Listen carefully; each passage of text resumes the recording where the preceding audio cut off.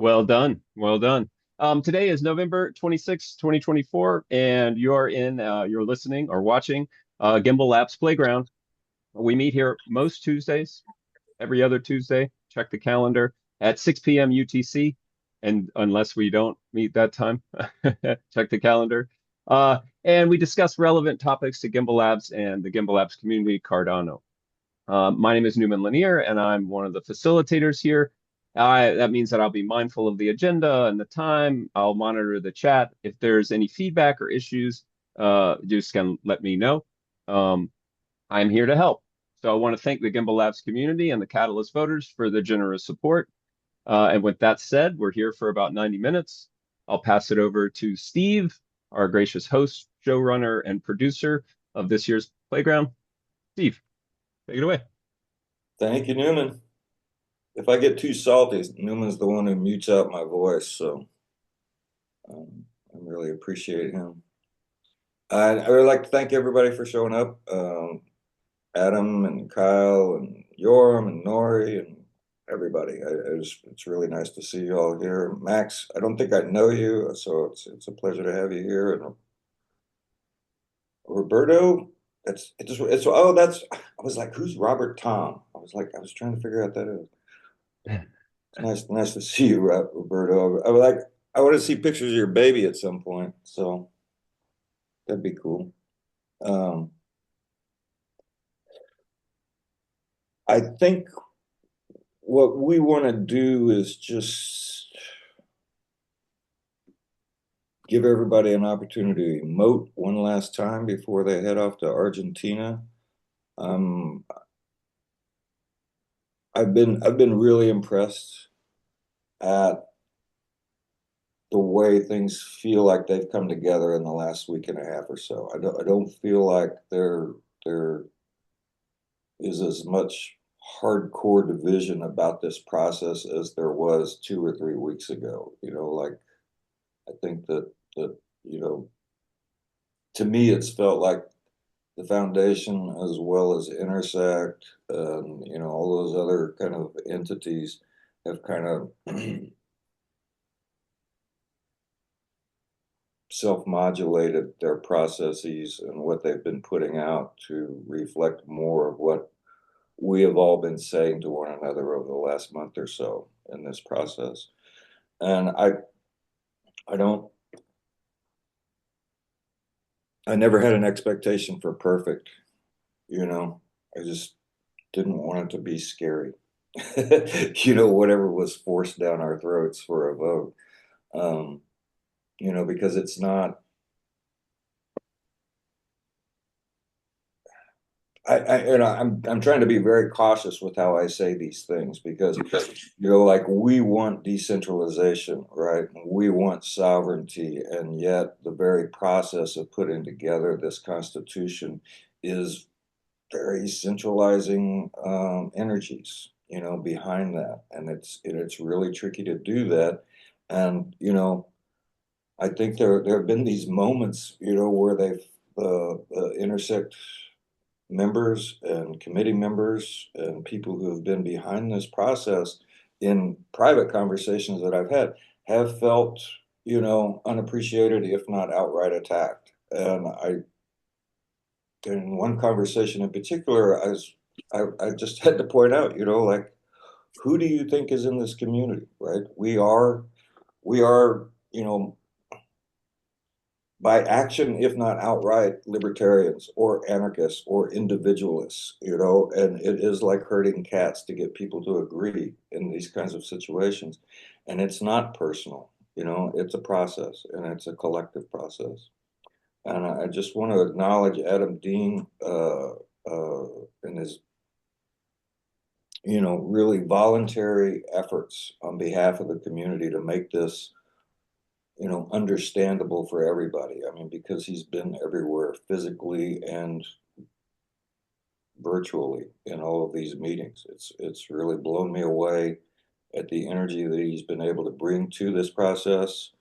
Adam Rush is boggles my mind, the work that he's put into this and deep, deep, deep thought. And I just want to give everybody their kudos for that part in the process. Kyle has worked a lot on this, I know, hosting a workshop and taking part in the collective conversation about it. And I just want everybody to know how much I appreciate all of you, right? Because this is not easy. I don't think. I really don't think this is easy, and I do think it's important. So, with that said, I want to like turn it over to Adam. You know, like Adam and Mad Orchestra, who I was hoping might be able to show. He may show up at some point. I was chatting with him a little while ago. They built a tool to kind of help people understand uh, this constitution that's going to be voted on next week. Adam, could you kind of jump in there and talk about it a little bit? It is in the chat. It's the cgov.app is what he's going to be starting from. Yeah, so thank you, Steve, and thank you to all the Gimbalabs team for making this space available and open to the community. Yeah, cgov.app. So full disclosure and disclaimers right from the beginning in classic project manager fashion. All I did was look at screenshots and provide a little bit of thumbs up and thumbs down and say, looks good to me, and kind of approve and sign off. So this was all 100% Mad Orchestra's hard work and effort over the past weekend. I think that's something really important to focus on. This didn't exist Thursday when the Cardano Foundation released their draft version of the Constitution. This app did not exist. And so we were already concerned because Mad Orchestra and myself had been pushing to get the Intersect draft publicly available so that people could see what the hell we were even dealing with in Argentina. And then along came Cardano Foundation. They had a draft. And so then it became like, well, how can we actually get good constructive feedback to the people that it matters the most at this point, which is the people that are going to Nairobi and Buenos Aires, and at least symbolically putting their rubber stamp of approval on a document that we think is good enough for Cardano and to be our inaugural, I guess, constitution document. Since I don't really consider the interim document that was foisted upon us to be authentic or binding. So so we had this idea, especially Steve and quite a few other people in the call here today. You joined me on Saturday when we sat around for 6.5 hours straight, and we went through. And the idea was, how do we go line by line and talk about every single section that maybe we like or have a problem with, and how do we provide feedback so that our delegates know, like, oh, we didn't talk about this during the course of our workshop because we only had 8 hours, but this actually is important to me, and I think the language should change there. So that's kind of where this tool came about. So I just want to underline 6.5 hours. Like I woke up, poured a cup of coffee, and was in this meeting for 4 hours, and I was like out of ketones. I had to drop. I couldn't do it anymore. And when I checked back later in the afternoon that it had run 6.5 hours, I was like, man, these people love crypto. I don't know. So I really, that was a massive effort, Adam, and I really appreciate it. I found it very valuable. There were points that have been brought up in that one, as well as the thing the foundation did yesterday was interesting to me. I don't know. Do you have any thoughts about that after the fact, Adam? I mean, it really kind of it stinks. I'm not super thrilled with the fact that we're ending up with only like maybe a week of proper feedback time. We could have and should have started this whole process months ago, and having these discussions out in public months ago. But unfortunately, that ship has sailed. The workshops have happened. That feedback lives where it lives. And so all we can do is move forward from here, which is why, again, we're trying to beat this like cgov.app drum, because it seems to be the most kind of honed or focused tool. Because right now the important thing is to be focused and not just to say, well, burn the whole document down. use the CF version instead that nobody's read, because it came out 5 days ago. So we have this Intersect one that over 1,500 people, I think, from around the world have all looked at and provided feedback to. So it is very much a community deliberation and refinement process that's happened. It just hasn't been as radically transparent as I might like from a cypherpunk perspective, but notes for next time. And then maybe, if this tool is popular, then we can figure out how to extend it and grow it and keep going in the future. Yeah. I'm wondering, Newman, can you give Adam screen sharing? And Uh, maybe Adam, you can just kind of walk through the or app. Yeah, I can it or looks I like can I share. have it. So yeah, I think I can, let's see. Yeah, that'd be great. Thank you. Okay, cool. If we could There just, we go. I mean, my thought is we just go through, you kind of explain how it works, so that that's on screen and visible for people who watch the recording, and then we can open it up to a larger discussion. Okay, yeah, for sure. And so if everybody's seeing this here, then yeah, so it kind of opens with this little brief disclaimer of what this tool is and isn't. Um, and again, remember, this is like 3 days old from no code to live app in about like 3.5 days. So please be patient as we work through any bugs or problems with it. But yeah, we want a way for all ADA holders, who are the people that are governed by this proposed constitution, to provide feedback to their delegates that are going to the constitutional workshop. We realize it's not a good place for in-depth back and forth discussion. Places like this and Twitter X Spaces and Space Place and other things are probably a better way to actually have debates, but this is a way to at least make your voice heard. So something that we wanted to do is try as much as possible to adopt some of the security and assurances that we get from the blockchain. So we do have a connect your wallet concept here. And I know that can be scary for a lot of people, but really the intent here is that we don't want one person to pretend to be 5 people, leave the same comment or feedback 5 times, trying to make their opinion seem more popular or more in demand than it actually is. So when you're using your address or you're connecting your wallet, that's really just to identify you. And there is, when your delegate looks at the feedback that they've received, they'll be able to see kind of how much ADA weight was there. So if you open up 5 different wallets and they all have 0 ADA in them, we can also, again, kind of see that maybe this might be a Sybil attack rather than legitimate community feedback. So, but again, very rough around the edges, random ideas and thoughts that we pulled out of our backsides over the weekend. So happy to hear feedback on how to improve and refine as we go. But I'll go ahead and connect my wallet. Shout out Vesper and Eternal, 2 of my favorites, but it should work with any SIP30 compatible wallet here. We're going to get connected, do some signing over here off screen. Hopefully I remember my password.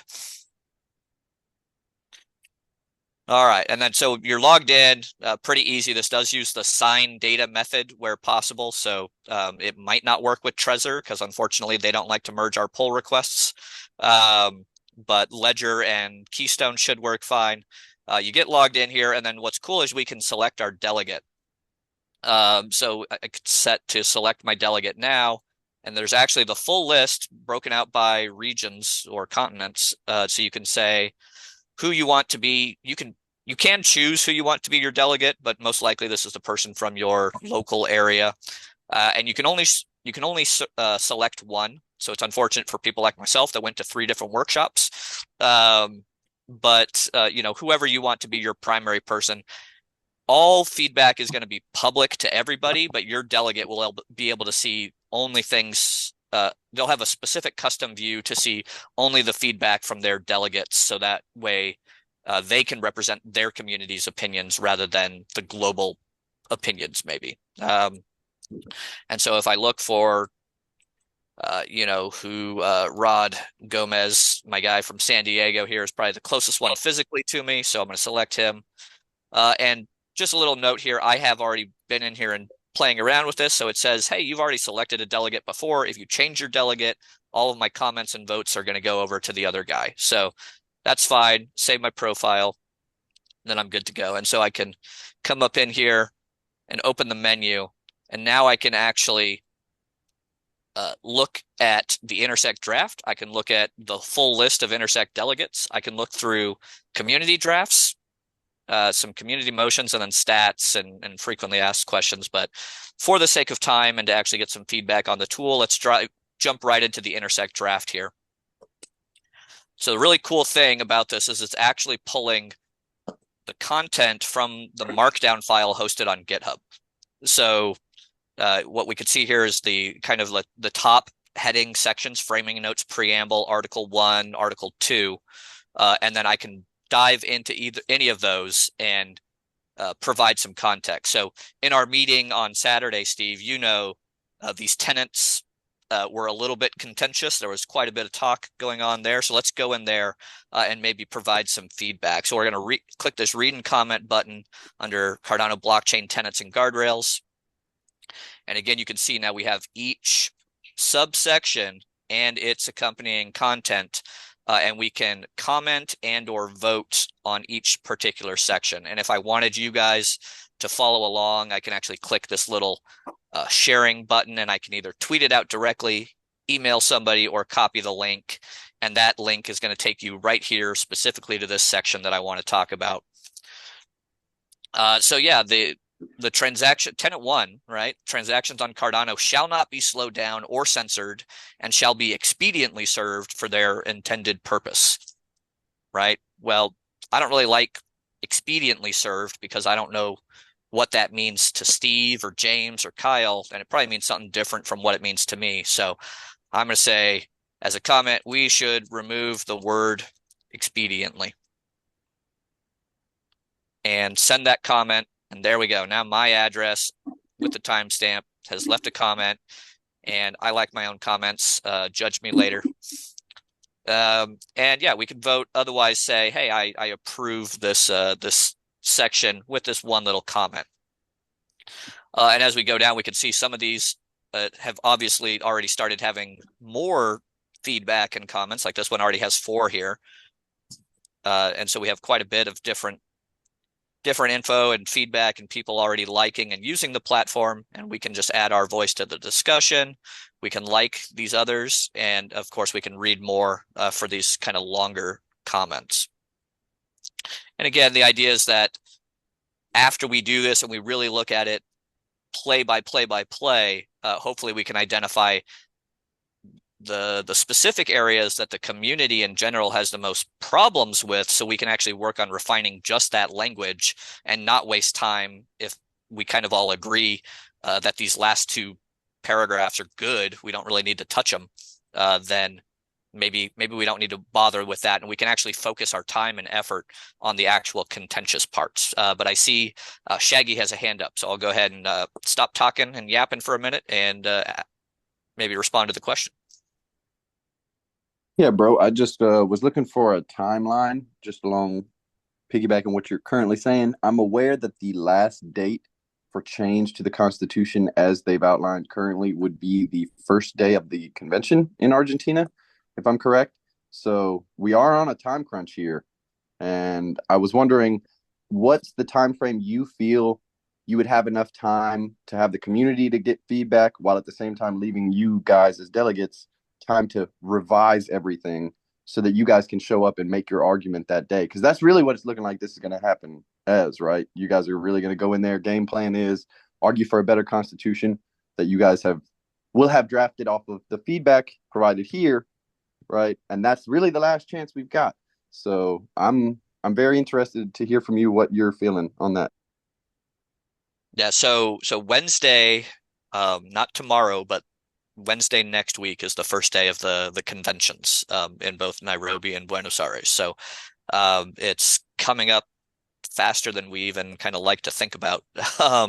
So we're going to send out an email to all of these guys because Intersect, with the permission of the delegates and the alternates, provided a list of everybody's name and email address. So they're going to get an email saying, hey, we have this platform. You should go and look at it because hopefully your constituents are using this platform, hopefully they can share it and help us to socialize it a little bit. But then the other plan is basically once we get to like probably Monday, Tuesday next week to blast them all again and be like, hey, look, here's the feedback. Go and review it. And yeah, I mean, the real litmus test is going to be, do any of the suggested changes from here make it into the document that gets approved? I want to say it's next Friday is the actual symbolic signing ceremony that's been scheduled for Buenos Aires. So do any of these changes as proposed make it into that final document? You know, that'll be our test of like, did we actually manage to make our voices heard in a meaningful and impactful way, right? Because otherwise we're screaming into the void, and nobody likes to feel that way. And I know sometimes I feel like we're screaming into the void. It gets discouraging, but then you keep picking yourself up and you show up to these things every single day, and do what you can, put in the work. So that is the hope, but we'll see. To be determined on whether or not this will be effective. Thank you very much, had Adam. yeah, thanks, Adam. I had the impression last week that there were a lot of delegates who thought that this was fine. And I don't know if that's stayed the same, if this series of conversations that have happened over the last few days have kind of made people rethink, the editing process in that they want further edits. Does anybody have an opinion from their conversations with others?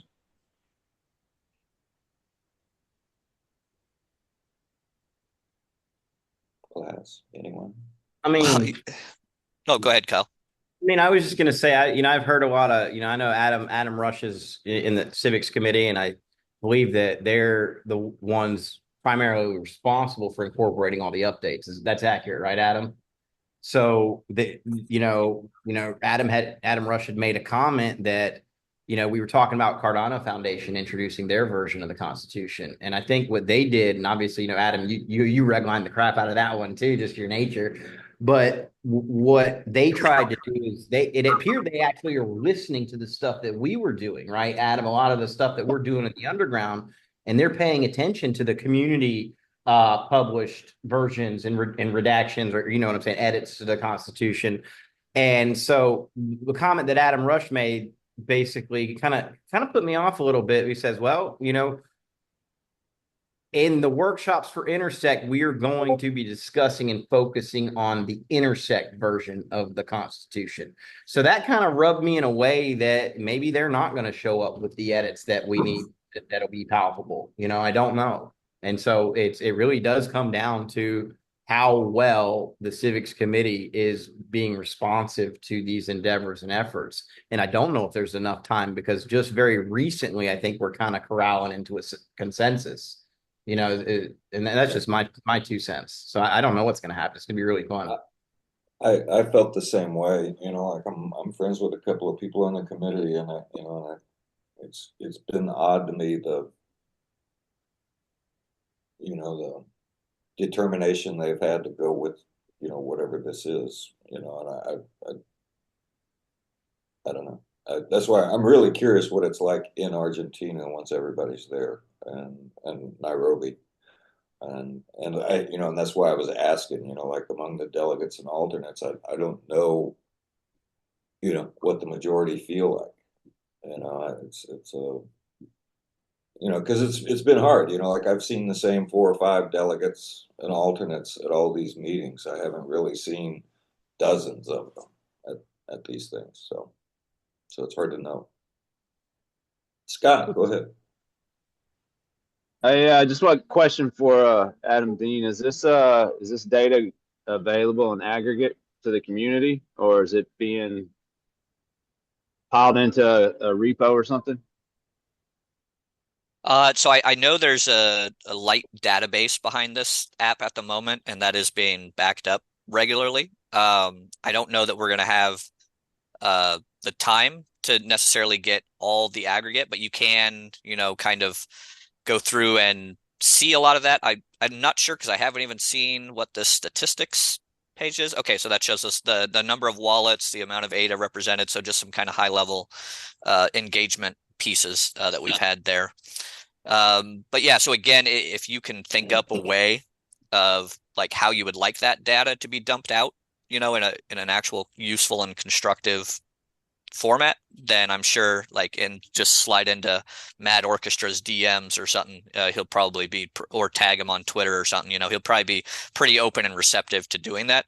Obviously, he works fast, yeah, but I don't think we have anything just yet, aside from just kind of browsing through and seeing what it looks like in each section. But even as we're going through it, I'm noticing that it's telling me that there's 14 downvotes, but I can't necessarily see where those are, you know, and that would be kind of interesting to me coming in going, hey, why are 14 people downvoting? What are they downvoting here? Like what are people having issue with? So I could consider that as well as a community member, right? Because I want to make sure that I'm providing feedback also in a meaningful area that people are talking about. So good observations, I think there. Yeah. Thank you. I appreciate it. Just a number of upvotes and downvotes, you know, there by the thumbs would be cool. I don't know. Maybe Matt is a subscriber to Elon's theory that if we reduce the engagement feedback, then you know we have a more holistic and natural experience on the platform. But I don't want to speak for him on that one. But one thing I will say, Steve and Shaggy and everybody else that I've heard, I feel that same frustration. I'm not a delegate. I'm going down to Buenos Aires as a member of the Constitutional Committee. The only people that have actually done this governance job legitimately since September. So to provide feedback in that regard. But so I have that same concern that like my delegates aren't out here fighting for me. They're not expressing the opinions that were shared in our workshop. You know, how do we back that up? How do we prove it? How do we actually make changes? But one thing that I've been trying to do as much as possible is kind of acknowledge that we are late in the game for like CF to drop an alternate version of the draft right now, right? So as much as possible, I think what is more helpful and constructive at this point is identifying deal breakers, which is to say the fact that this is included or the fact that this is excluded from the document means that I cannot in good conscience vote yes on it, because it'll be hard, but we can change this over time. So the important thing is that it doesn't present a danger to us as the community or as the blockchain. If it's not dangerous and it's just, you know, undesirable, then we can probably live with it for a little while and then just start campaigning from January to actually get that changed. And that is another important point. This document is not going on chain for actual ratification until sometime in mid to late January. So there's a high likelihood that what actually ends up on chain is not what gets voted on in Buenos Aires and Kenya, because we're going to still have more time to continue. So I say as long as we as the community keep our foot on the gas and don't blink and don't let up on this pressure, we can make sure that change happens. You know, I think I mean, since I got involved with Catalyst 4 years ago, you know, it's always been the question to me is like, how do you get people to engage? You know, and I had this thought yesterday when I'm watching the foundation stream, right? You know, like when it hit 60,000 people, I was like, yeah, so like maybe minimum viable governance means how few of the 60,000 people actually engage with it, you know, because you know, like where are they? You know, like you know, in these discussions, you know, even on the response to this Gov tool, you know, like that there's not even 100 of those 60,000 people yesterday came and shared some thoughts or whatever, you know, like to me, that's pretty frustrating, you know, and, you know, particularly when, you know, I say this too many times, but you know, I think it bears repeating. You know, the research Hoskinson said the research showed that, you know, for liquid democracy to work, you have to have a significant percentage of the voting power to vote. And you know, we're according to Johnny Kelly yesterday in that meeting, we've got like 4% of ADA delegated to DREPs. You know, and that's. And yeah, it's about 4% of total circulating supply, but it's almost 10, 11% of the amount that's actually participating in staking, which is probably the better measure to look at, because if there is sidelined ADA that's not even participating in block validation, then they probably definitely don't care about all this crazy governance crap that we're doing, So I wouldn't. I hadn't heard that number expressed that way, of staked ADA. Yeah, because we currently have 35 billion in circulation roughly, but only 22 billion is participating in staking, which is right around 59%, I think. So that should be our measure. And again, remember that 22 billion that's participating in staking right now, after the Plomin hard fork, this next hard fork that we're going to have, they won't be able to withdraw their rewards without engaging in the governance system somehow. So I do think that's going to make those numbers go up substantially, but are they just going to abstain? Are they going to have no confidence in the system, or are they going to actually become active participants of governance, to be determined? So that's a big unknown that we have. But sorry, Yoram, I talked right over your hand. I apologize for that. No, it's good. Two things. First of all, the system, well done on the system, it looks amazing. And I think it can be something that will be ongoing. Even when the Constitution is already approved, people can still give remarks to the Constitution, right? And people can see, hey, there's 200 people giving remarks to this part. Maybe we need to consider that. Right? I can see it's something used by the DRAP, right? With their people that support the DRAPs, and they suggest to the DRAP also to and even connect it eventually to voting. So the people that delegate to a DRAP will vote, and this is what the DRAP can do, right? So first of all, kudos on that, really great. Regarding to the second part, I think if we that you spoke now about how many people actually involved. So I think if we consider, there's three layers, right, that we need to consider. One, very active people, probably like us on a daily basis, full-time Cardano. People that have wallets but are not really active, right? We all know a lot of these people. They have wallets, they don't touch it for a long time. And then people that buy it on exchanges, right? And have wallets on exchanges. And so anyway, so we need to see how to approach all of these people. The second one, there is a process that you just mentioned with the next hard fork. But for the one on exchanges, that's something that we need to consider, maybe partnering with exchanges for people that want to get involved. Anyway, let's put in that sort of as well. And but it's great. Thank you for that, for the work. Thanks, Sean.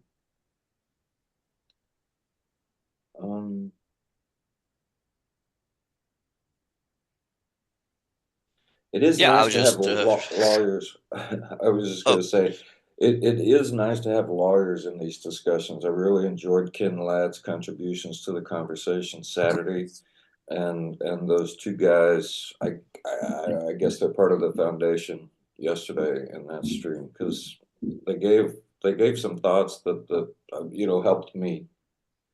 Like I had wondered about,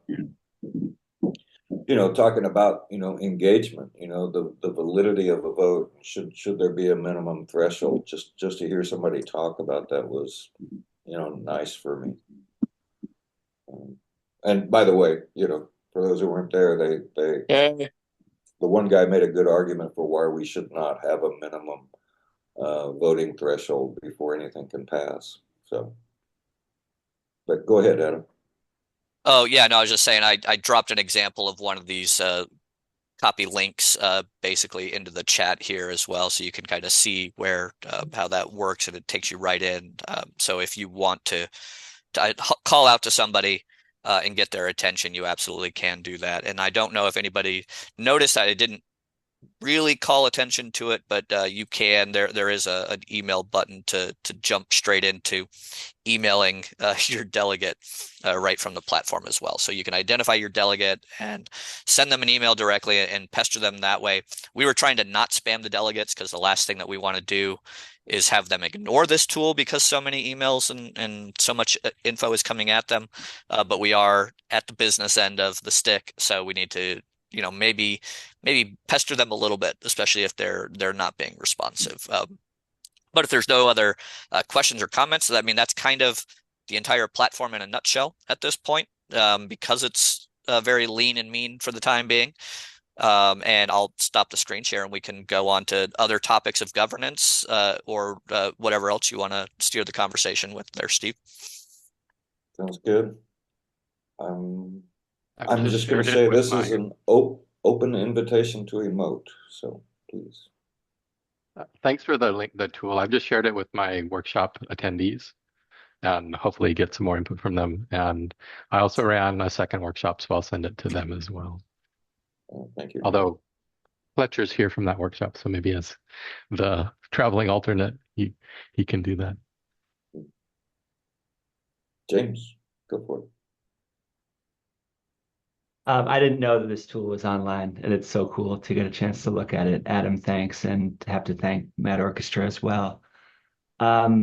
It's like it's so easy to talk about how everything feels like it's moving fast, and I agree with that.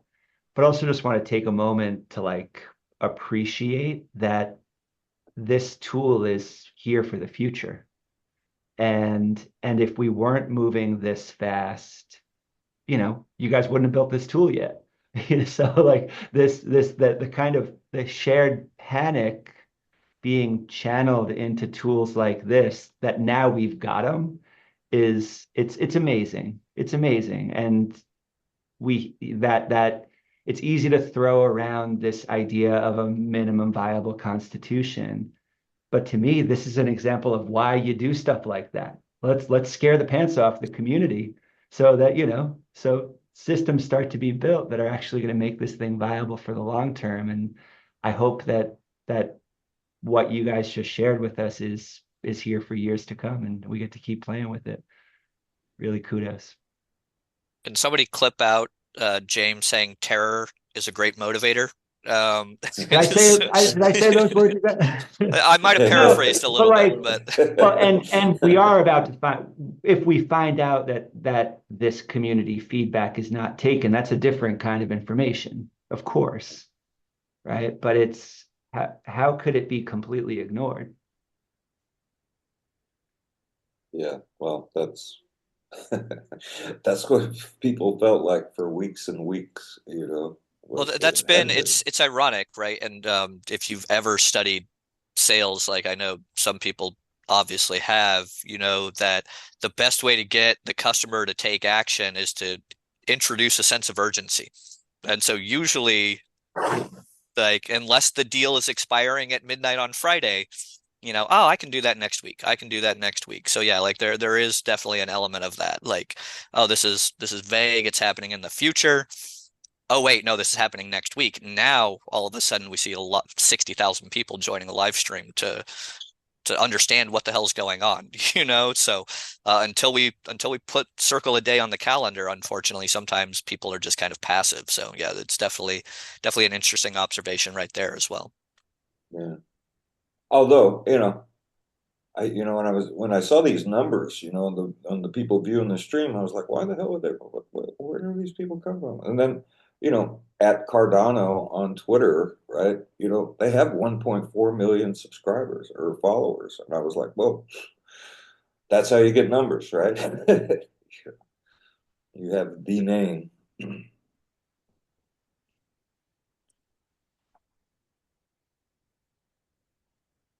Yeah, we see a B. Where were these people 3 weeks ago? But yeah, Right. again,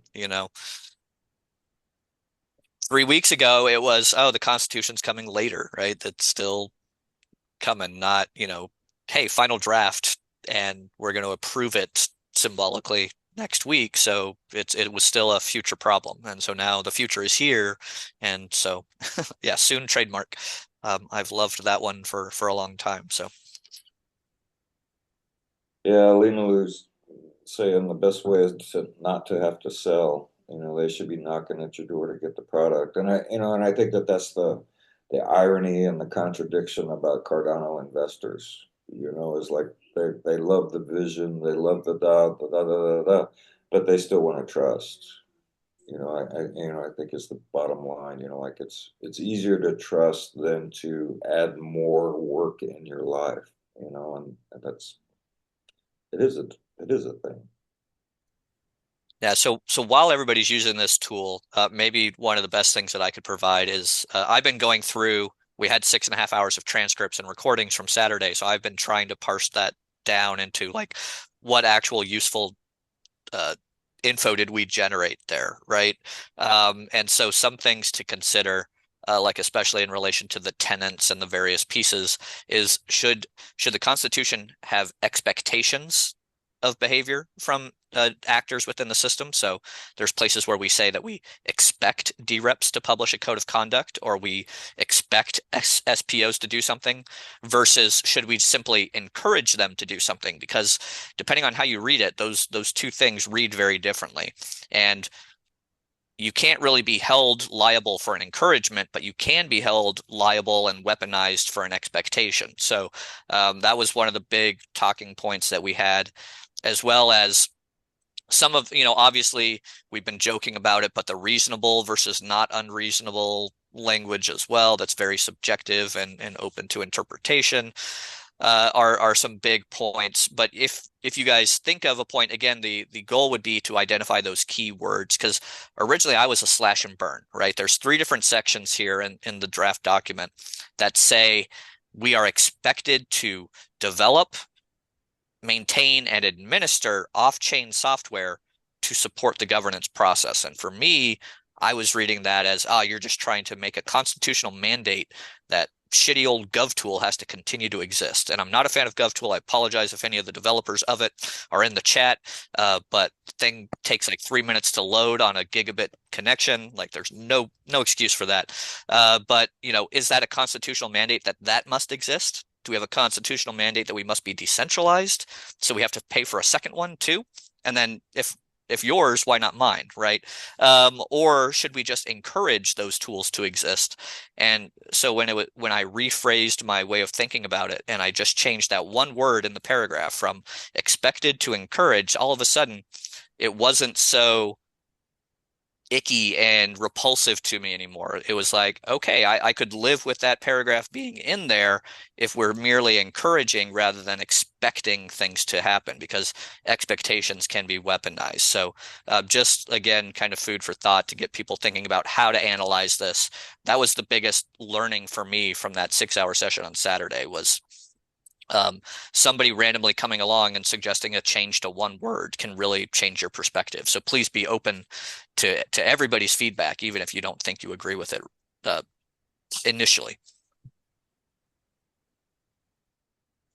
Yeah, that was interesting, because I watched you, change your mind over a couple of meetings about that. And that's why I'm glad you're part of the community, right? Like you do kind of show how to adapt as a community member. You demonstrate that. Yeah, and Nori's in the chat, kind of bringing up that, hey, reasonableness gives us a little bit of wiggle room to adapt and be flexible in the future, right? And maybe we have a really good and poignant example just today. A week ago, everybody would have said, hey, like interoperability, BTCOS, yes, get out of their way, let them build, right? But hey, maybe now there's a certain amount of reasonable obstruction that is okay, because the community maybe changed their mind a little bit based on new information coming to light. So it's amazing how quickly your perspective can change almost overnight as soon as somebody says the words tokens. So.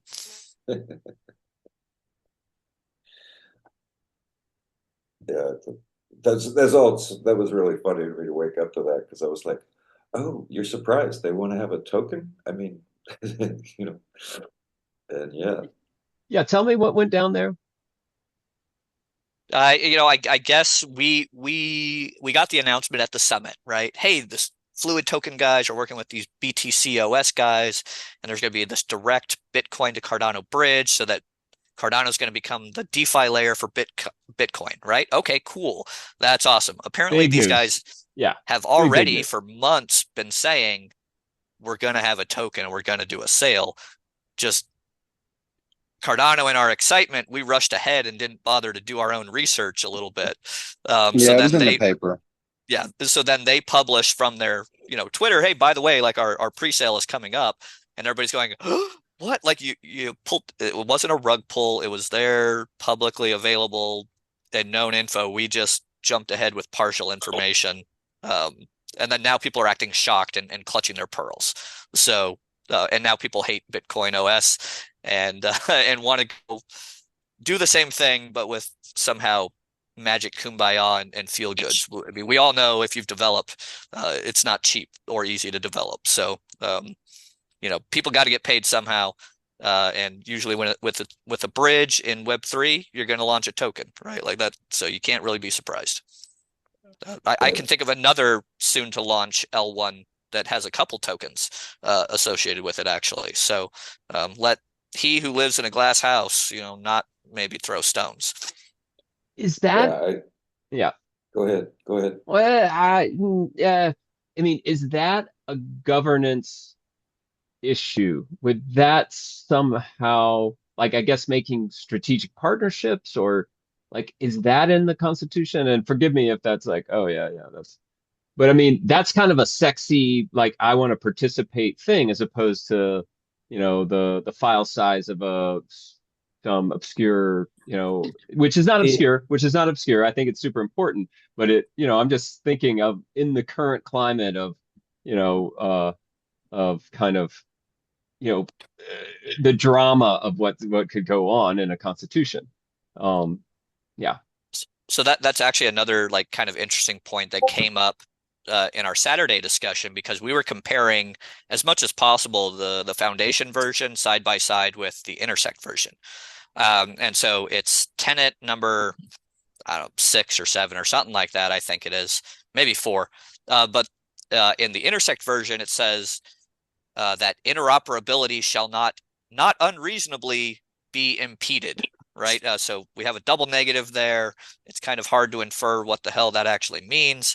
Whereas the CF version says we should encourage interoperability and dev. So there was the kind of promoting and positive view versus the thou shall not commandment sort of perspective. And so there's 2 different ways that you can phrase things. Ultimately, you're both driving at the same point, but one is trying to take things away from people, and the other is trying to like give them or endow them with certain rights or responsibilities. So again, a very interesting kind of just perspective shift that you can go like, is there parts of this that I think should be outlawed and banned, or should we just be encouraging people to go around and play jazz and figure out what works?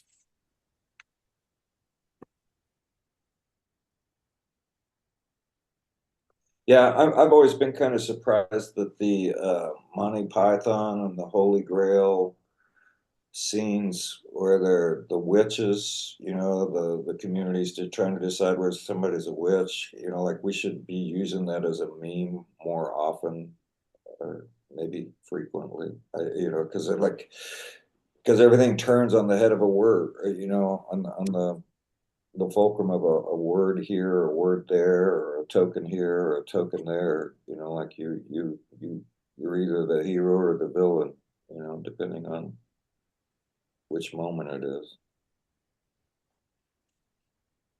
Yeah, and that's where we get into this conversation of like the RFC 2119 difference between must, may, shall, and should, right? And how all of those are kind of loaded for bear depending on what you're trying to accomplish. Like, so shall not unreasonably impede is different than should not unreasonably impede, right? Like, so yeah, we really shouldn't be doing this, guys. Like we're getting in their way and we're stopping progress, versus nope, you're stopping progress, you're banned. So again, yeah, just how we phrase things matters so critically. That one, like you said, one word is really impressive. I mean, is that lawyer work? I mean, Steve, we talked about like who's lawyered up in this situation, and I wonder if like is this like a good reason to have lawyers around, and and then is that something that we fulfill? There's resistance to that, right?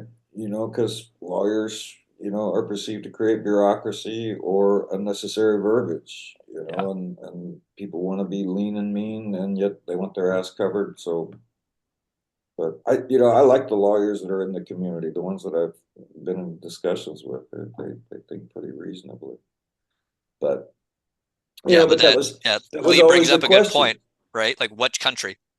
because Yeah, a U.S. lawyer has a different perspective than one from probably Nigeria or New Zealand, right? Like these are, I mean, New Zealand probably also using English common law, so probably more similar there, but still every country is going to be slightly different in terms of what words mean. You know, what is the case law in their country in terms of what shall not actually means, you know?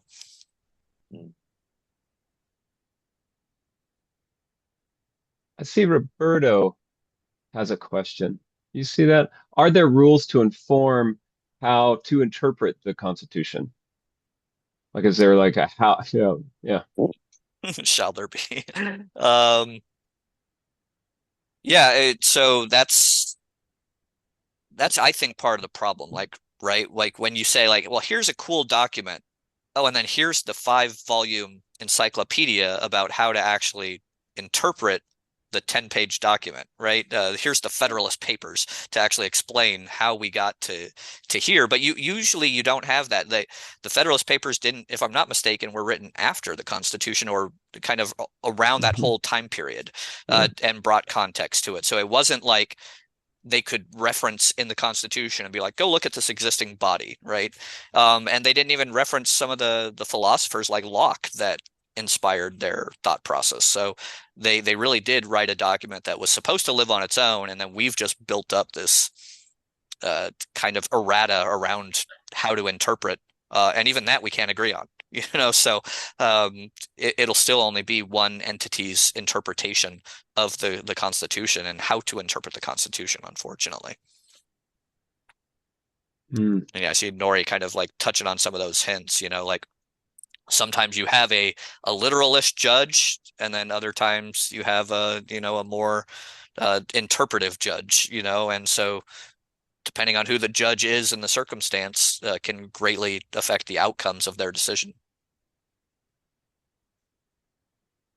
Well, I never thought from the perspective of Roberto's question in the chat, like constitutional law will cover this. Like, is that true? Will international like constitutional law standards apply to this doc, and how soon? well, and are we actually willing to go to some national jurisdiction to contest what happens in Cardano? You know, like that's the step that's not being addressed there, in my opinion, Roberto. You know, it's like, and you know, this was discussed at length in one of the spaces that I was in. You know, like who do you want? You know, do you want to go to Samoa, or would you rather go to Panama? You know, I'm like, I don't know. I was more sorry, I have my No, go ahead. referring to the conversation around being advised by lawyers and what jurisdiction, and like Adam referenced Locke, right? And constitutional law basically covers different forms of constitutions, and this goes to like interpreting things by the letter of the law or the spirit of the law, that kind of thing. It matters. Because you can probably, there are very relevant cases right now of people interpreting the Constitution to ways that are extremely prejudicial to what other people would consider rights that supposedly are protected by the Constitution. And I understand the freedom, the interest of giving them the freedom to interpret, but that can also backfire. And when you're talking about a document that is pretty much the framework through which you regulate activity, ooh, that's a slippery slide. So I understand, but there are simple frameworks, right? You can just create a hierarchy of interpretation where you start by the letter of the law, but if that's not clear, you go to the history of the law. So you look at precedent, and if that's not clear, you go to the spirit of the law or the institutions that kind of it's based upon. But that's neither here nor there. It's just to the fact that it's so tricky, and that's why lawyers are sometimes good to get involved, or at least historians or someone that can tell you that word is going to come back and haunt you because it says something that you're really not measuring the repercussions of using that word. And believe me, when there's enough incentive, people will grab onto a word and flip it and twist it, and it can be meaningful. So that was just my point to not bringing lawyers, completely understand the sentiment, but at the same time, I see this thing and this is the reason why normally constitutions, people get into a room and speak for months about every single article. It's a pain. And the subject that James brought up, that is really interesting. Like there should be papers written about what's happening, because at what point this crosses over and some international court that says, well, this is jurisdiction. You're trespassing in human rights, for example. So we have jurisdiction over whatever this is happening, and you get into uncharted waters. But yeah, just to say that. Well, and I think that this is why I haven't gotten cynical about the process, right? You know, because I every word does matter in this, and you know, if it was easy to change, then I wouldn't be so concerned. But you know, like if this thing gets passed, then any change is going to require another 75% approval to get it changed. And that's serious shit, particularly when you don't know when the billions of ADA may actually start voting, right? If it stays small and it's just us, you know, this same 2 billion ADA that's been voting over the last few weeks on things, you know, that's one thing. But, you know, if all of a sudden it's 10 billion ADA and nobody knows these guys, you know, we don't know what their interests are. And if we've got weak spots in this Constitution, or, you know, ways to create pressure where we didn't expect it, then there are issues. Yeah, it's interesting like what Newman's bringing up in the chat, that we do have these things like the International Court of Arbitration and the International Criminal Court at The Hague and everything. So we do have some of these concepts, right? But do we want to, as a digital nation, you know, kind of place ourselves under those umbrellas, because then, you know, can we ever get back out from underneath it if we do? I guess would be my big concern there. But I do value, you know, and realize that there is good value in at least hearing the lawyers out when they tell you like, hey, let's consider this word choice because here's the ways that it can bite you in the ass. There's definitely value in that. Even if you then choose to disregard the advice of your lawyer, at least you heard it, you know. And yeah, like you said, Steve, we've had some good ones. We got Morrow and Ken Ladd and Jane and quite a few other people that are kind of frequent contributors from a legal perspective. And I'm sure more that I don't even know, or I'm not thinking about because they don't make it publicly known. But yeah, there's definitely a lot of good kind of legally minded people, I think, in the community. And it's always valuable to hear their input on those things. Something I was reading recently, I believe from the foundation, but I may be wrong, but they were talking about something kind of formal and including dispute resolution and arbitration into their thing. And I like, who, you know, even then, you know, like if that's internal, like who are we looking to do dispute resolution and arbitration? You know, like you know, I'm not aware of any. I'm aware of one guy that was involved in that, but you know, I haven't seen him in years, and I don't know who the larger Cardano community or the larger entities are actually thinking about when they say when they use these terms. You know, I in the future, I do believe that this is an important point to be clear about as a community. Yeah, and Lee brings up a good point again, also in the chat. That again, I believe we touched on during the Saturday session, and maybe during the Twitter space that we were doing there on Sunday as well. Was there could be a danger by having an incomplete thought in there, right? And I think there's a good example of that in the Constitutional Committee section, where it says, again, that the community is expected to develop a process for the election of the Constitutional Committee. And that's it. Doesn't say how we approve the process, who approves the process, what that process looks like, nothing, but it says that we are expected to do it.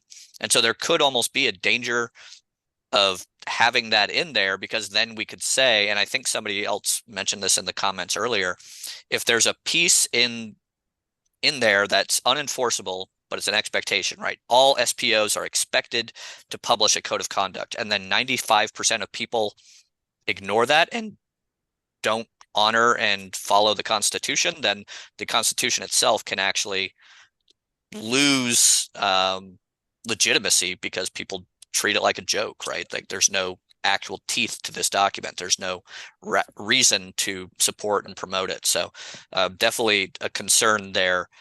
So I don't know about completely blank piece of paper. I know that is technically possible with the code is law solution, but maybe something one or two notches above a blank piece of paper would be also my preference, not 10, 20 pages of feel good crap that doesn't advance us forward as an ecosystem.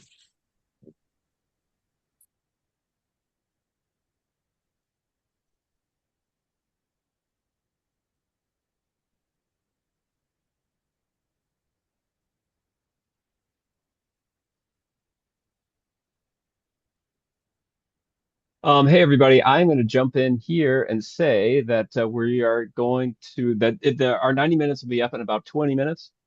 And I really want to thank you all for being here and people listening. This talk will be on the YouTube channel in a day or so. You can reach out to us. I'm sure Adam would love to hear and continue the conversation on Discord and in Twitter.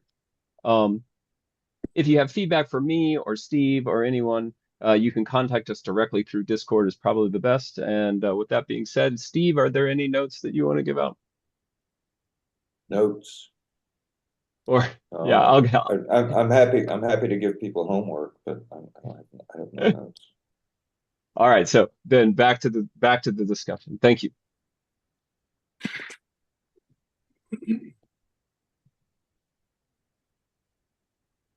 Go ahead, Lee. We know you want to say something.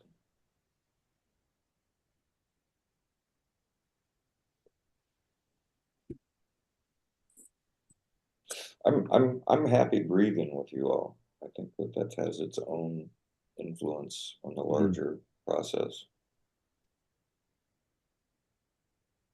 And Lee said, blank is pushing it, but I play an optimist on TV. So well said. But yeah, no, it's been great to keep continuing these conversations. Again, just put it in there at the end. So hopefully people hear it 300 times. cgov.app, cgov.app is the link to give feedback to your constitutional delegate so that hopefully they can make informed decisions come Buenos Aires and Nairobi next week during the conventions, and keep the conversation going, keep the pressure on.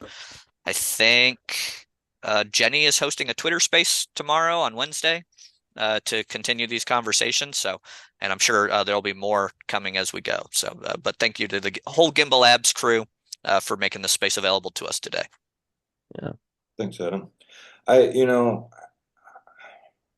This is something I actually feel strongly about, right? Like I know that in this industry, game theory rules, right? It's a very, very critical thing that we have to apply to make sure nobody gets screwed. But when we talk about governance, like that's where cryptography and game theory meet humans. And there is that point where and this is just a personal orientation for myself. I don't advocate it. I don't think that everybody should do it or think it this way. And in fact, I appreciate the people who refuse to think it this way. But when I do not apply game theory to my relationship with my wife, right? I am not living in that she is out there to fuck me over as hard as she can if she gets the chance. I don't live like that. I don't live like that with my larger family. I don't live like that with my neighbors, right? I accept at face value their goodwill towards are living with and amongst one another. And I think that there's that level there to what we are doing right now, where we have to let go of game theory. We have to trust in one another's goodwill towards one another, that we do want this to succeed. And the reason that I feel that way about this is nobody bought Ada. Nobody builds platforms and dApps and goes through all of this work and effort to screw everybody that they don't know. That's not what's happening here. You know, like, there is a vision that brought people into this ecosystem, and I think that we have to just have grace with one another and understand that some people are going to have fundamentally a different perspective than ourselves, and learn how to live with that, learn how to be in that space with each other, that it's okay. It's okay if somebody gets drunk and rants on Twitter about this. You do not have to listen, right? And they are free to do that. Yeah, but in vino veritas, right? So don't shut it down, because there might be a kernel of truth in there as well. So Yeah, right.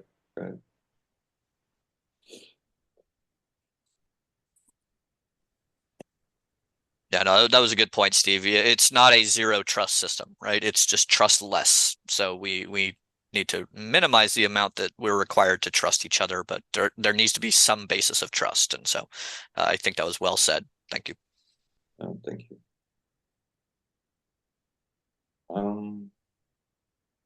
You know, we are not required to go 90 minutes. And if there are no other comments, I would like to thank everybody for coming. I really appreciate it. I hope that you all that are here, and the people who may watch the video, have found some value in it. I know that I appreciate Adam's guiding us through that cgov.app. I will be spending time on it myself and actually connecting my wallet, making some comments. Hey, is anyone here going to Argentina? Like, who all here is going to Argentina?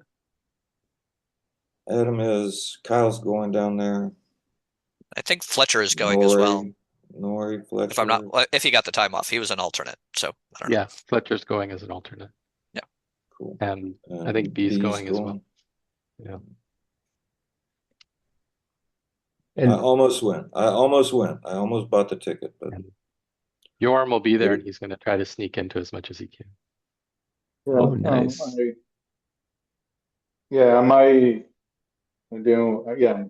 going as an observer.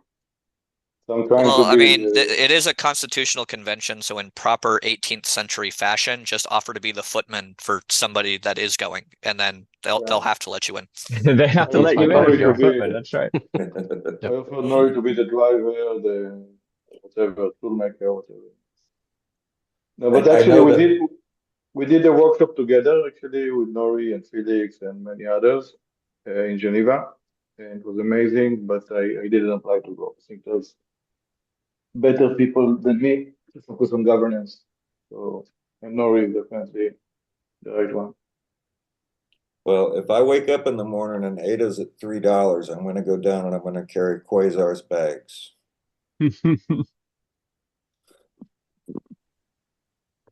Yeah, there you go. That'll do it. So there's always where there's a will, there's a way. So you can figure it out. Absolutely. Oh, and what was the thing about Nairobi? Can we get that? What the story there was, like, issues with, There was yeah. visas So for people. yeah, Go ahead, Adam. Go ahead. only about 90 countries are visa free for entering Argentina. And so essentially most of the African and Southeast Asian delegates required visas to go to Argentina. So the people that didn't have a passport from one of those visa-free countries, essentially they ran out of time to get the travel visas. There was some work being done in the background by IOG to try to work with the somebody at the State Department in Argentina to to kind of like just approve all these visas. That guy got fired like 2 or 3 weeks ago. And so now that whole process that they were setting up, instead of going the tourist visa route, got shit canned.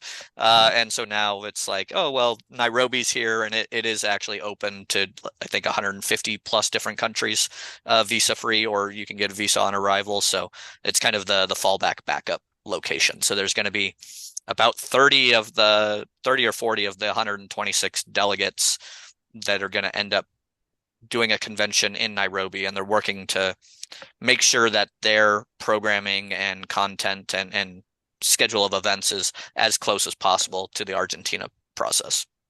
Okay.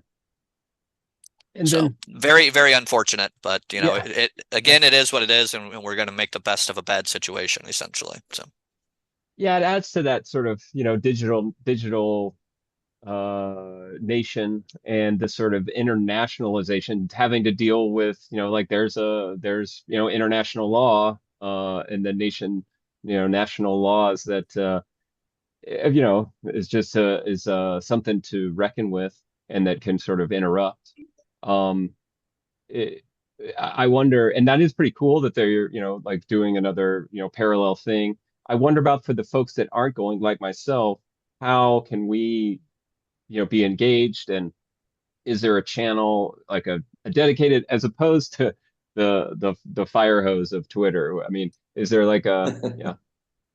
Well, I think they said that at least the signing ceremony would be live streamed. I don't know that the actual, from what I've seen of the schedule so far, it's going to be like we have like a day of deliberation amongst the delegates, and then there's speeches and panels and presentations and talkie yapping, and then on Friday we all get together, sing Kumbaya, and symbolically sign the document. So they said there will be live stream, but I don't know how much of those different pieces will be live streamed versus recorded, or exactly how that'll work. But so again, probably try to reach out directly to your delegate for your zone or region or area or whatever, the closest one to you, and figure out if they can live stream on Twitter or Instagram, or somehow keep you engaged in the feedback loop. That's a great idea. Oh, okay. Nice. All right. Then let's sign off. Thank you all for being. What we're going to do is please do stick around, because we sometimes have a little bit of chatter after we turn off the recording. Well, we hear what we really think. All right, everyone. Thank you for joining. Look on the calendar for our next meeting. Please see us on YouTube and on Twitter and in the Discord. Bye.